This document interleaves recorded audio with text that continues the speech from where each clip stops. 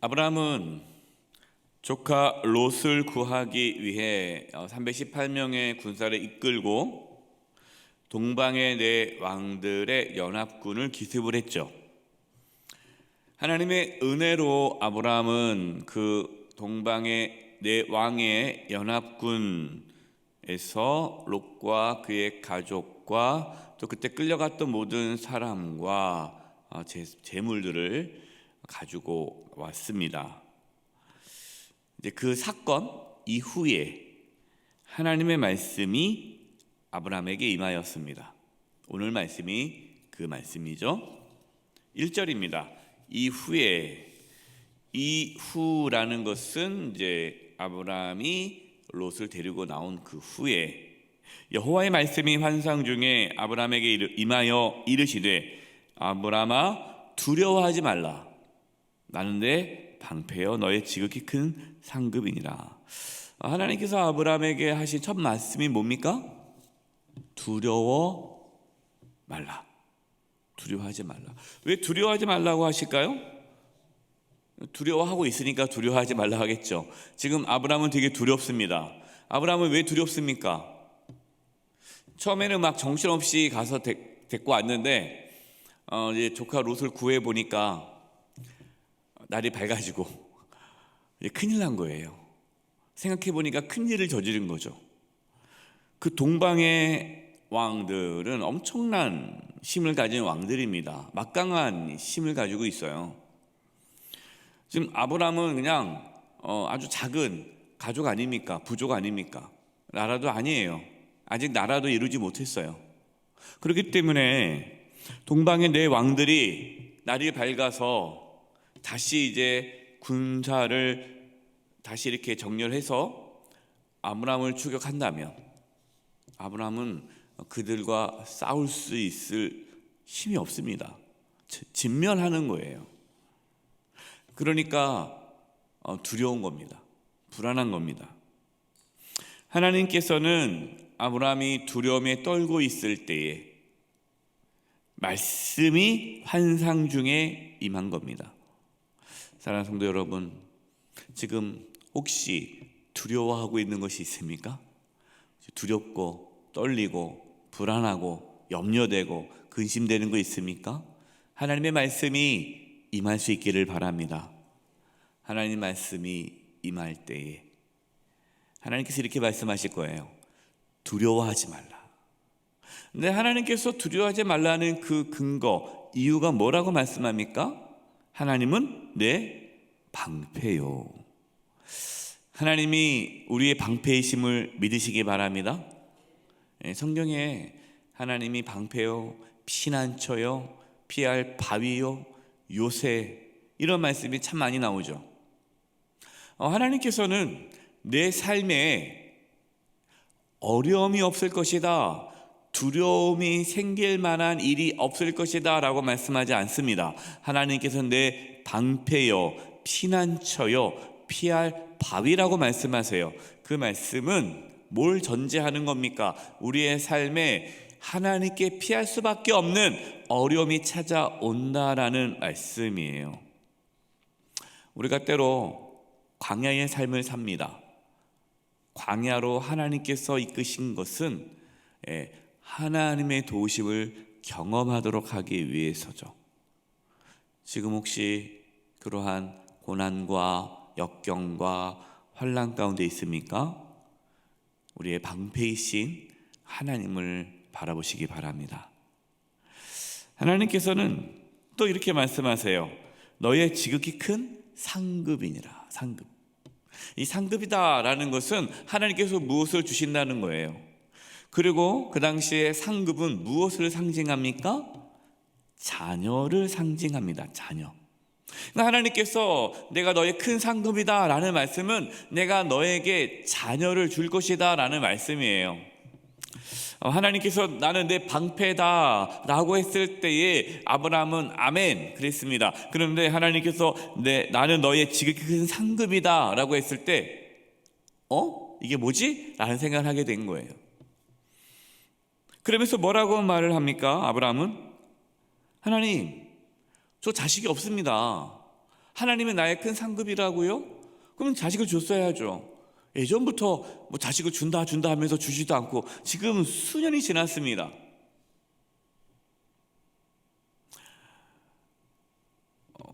아브라함은 하나님의 상급이다라는 말씀을 받아들이질 못했어요. 하나님이 자녀를 주신다라는 그 말씀을 받아들일 수가 없었습니다. 왜냐하면 현실이 그렇게 이루어지지 않을 것 같기 때문에. 그럼 현실은 뭡니까? 지금 내가 키우고 있는 종, 내가 지금 나와 함께 하고 있는 종, 그 자가 나의 상속자가 될 것입니다. 엘리에셀, 나의 종인 나의 상속자가 될 것입니다. 그러자 하나님께서 뭐라고 말씀합니까? 4절입니다. 여호와의 말씀이 그에게 임하시되 그 사람이 내 상속자가 아니라 그 엘리에셀 너의 그 종이, 네가 사랑하는 그 종이 너의 상속자가 아니라 내 몸에서 날 자가 내 상속자가 되리라 하시고, 그를 이끌고 밖으로 나가 이르시되 하늘을 우러러 무뼈를 셀 수 있나 보라. 또 그에게 이르시되 내 자손이 이와 같으리라. 하나님께서는 엘리에셀이 아니라 내 몸에서 아들을 낳을 것이고 그가 상속자가 될 것이며 또 그의 자손이 하늘의 별과 같이 많을 것이다 말씀해 주십니다. 근데 지금 아브라함이 이 말씀을 듣고 있는 상황은 어떤 상황이에요? 지금 뭐 아들은커녕 동방의 왕들에게 죽게 되었는데, 뭐 지금 자식이 없이 지금 그 잘 살아왔는데 그게 무슨 뭐 의미가 있겠습니까? 그러나 놀랍게도 아브라함은 하나님 말씀을 믿었습니다. 6절이에요. 아브라함이 여호와를 믿으니 여호와께서 이를 그의 의로 여기시고. 아주 중요한 말씀이죠. 우리가 믿음으로 의롭게 된다라는 그 말씀이 이 아브라함 이때 생긴 거예요. 아브라함이 하나님께 의롭다 하심을 받은 것, 아브라함이 의로운 것, 그 이유가 무엇입니까? 하나님을 믿었기 때문에. 그러면 이 믿음, 도대체 이 믿음의 실체가 뭡니까? 하나님의 말씀을 믿은 거잖아요. 하나님의 약속. 나는 내 방패고 또 내 자손이 하늘의 별과 같이 많을 것이다 라는 그 하나님의 말씀을 믿은 거예요. 하나님의 약속을 믿은 거죠. 하나님의 약속을 믿은 것을 하나님은 의롭다라고 여겨 주신 겁니다. 우리가 하나님 앞에 의로운 것은요, 우리가 의로운 삶을 살아서 의로운 게 아니에요. 내가 하나님 보시기에 의롭게 살아야지, 그래서 우리가 의로운 게 아니라 하나님의 약속을 믿을 때에 우리는 의롭게 되는 겁니다. 그래서 믿음으로 의로워지는 거예요. 믿음으로 의롭게 됨으로 우리는 구원을 받는 겁니다. 우리는 무엇을 믿습니까? 하나님의 말씀을 믿죠. 우리가 어떻게 구원을 받습니까? 복음을 믿음으로 구원을 받는 거예요. 예, 의롭다함을 받으니까. 복음이 무엇입니까? 예수 그리스도. 예수님이 복음이죠. 예수님이 이 땅에 오셔서 하신 모든 일, 예수님께서 우리에게 주신 약속, 내가 너의 모든 죄를 대신 짊어지고 십자가에서 피 흘려 죽음으로 내 죄가 깨끗이 씻음을 받았다. 여러분, 하나님의 약속 아닙니까? 이게 구원의 약속이잖아요. 이것을 믿을 때에 그 믿음으로 우리는 죄 사함을 받고 하나님 관계가 회복되어져 하나님의 자녀가 되고, 하나님의 자녀가 되므로 우리는 하나님의 나라에 들어가는 영원한 생명을 얻게 되는 것이죠. 사랑하는 성도 여러분, 이 복음을 믿음으로 의롭게 되기를 간절히 바랍니다. 어떤 분들은 목사님 저 천국 못 갈 것 같아요. 아니 왜 갑자기 천국 못 간다고 합니까? 제가 요즘에 죄를 많이 지어서요. 죄 안 지으면, 좀 착하게 살면. 그래서 이분은 어떨 때는 천국 갔다가 어떨 때는 천국 못 갔다가 왔다 갔다 해요. 그 천국 가고 못 가는 것을 자기의 어떠한 도덕적인 자신의 삶의 기준으로 그렇게 구원을 받았다 못 받았다 하는 것이죠. 여러분, 이것은 거짓된 복음이에요.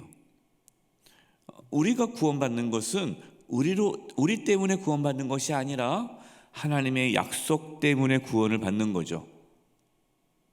아브라함이 뭐 착하게 살았습니까? 아니잖아요. 아브라함이 하나님 앞에 한 게 뭐가 있어요? 아브라함이 하나님 앞에 특별히 한 게 없잖아요. 그러나 아브라함이 하나님의 그 약속을 믿으니 하나님께서 그거를 아브라함을 의롭게 여기시고 아브라함에게 복을 주시고 아브라함을 형통케 하신 거죠. 하나님께서는 아브라함에게 가나안 땅을 주신다라고 다시 한번 약속을 하시면서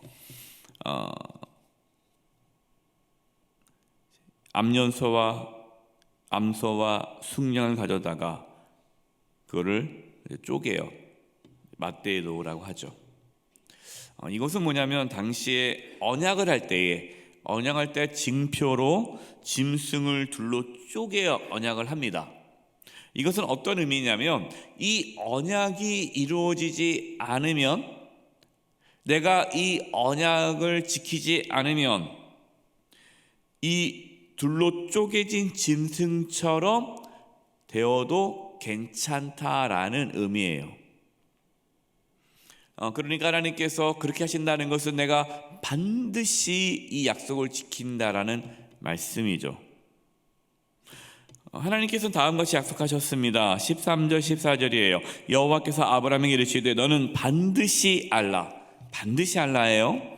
내 자손이 이방에서 객이 되어 그들을 섬기겠고 그들은 400년 동안 내 자손을 괴롭히리니 그들이 섬기는 나라를 내가 징벌할지며 그 후에 내 자손이 큰 재물을 이끌고 나오리라.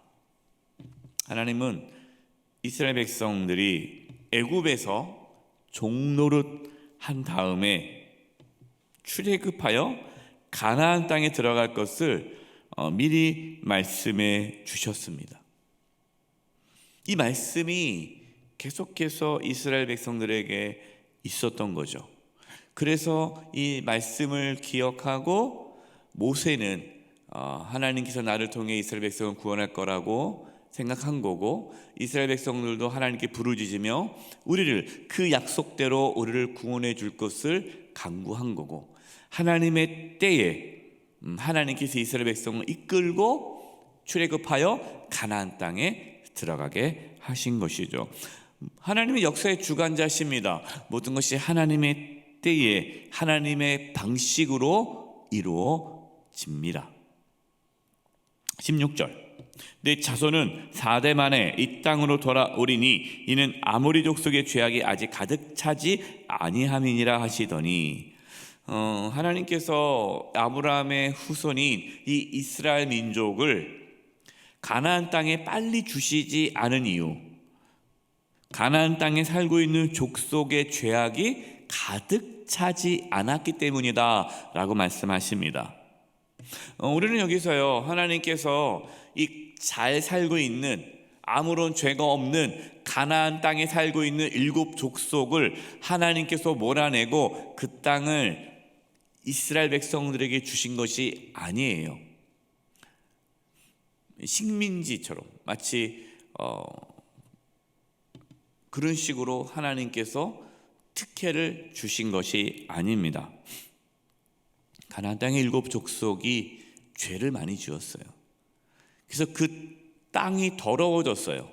하나님께서는 그 땅을 깨끗게 하기 위해서, 그 7 족속을 심판하기 위해서 이스라엘 민족을 들어서 사용하신 것입니다. 하나님은 아브라함이 쪼갠 고기 사이로 지나가셨습니다. 17절 18절 해가 져서 어두울 때에 연기난 화로가 보이며 타는 횃불이 쪼갠 고기 사이로 지나더라.